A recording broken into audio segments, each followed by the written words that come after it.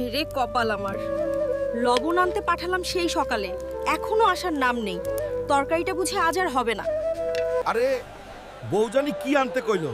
সবজি তো কিনলাম, আর কি জানি একটা সাদা জিনিস, চিনি নাকি আটা। মার মার, একদম ছাড়বি না, ওর দাঁত ফেলে দে। কই যে গেল লোকটা? একটা লবণ আনতে কি সারাদিন লাগে?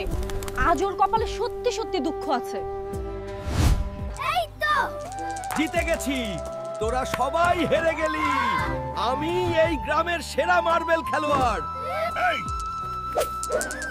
তোমাকে না আমি লবণ আনতে পাঠিয়েছিলাম, আর তুমি এখানে বসে মার্বেল খেলছো। আর ভুল হবে না বউ, এবারের মতো মাফ করে দাও। আমি কালকেই তোমার জন্য 10 কেজি লবণ নিয়ে আসব।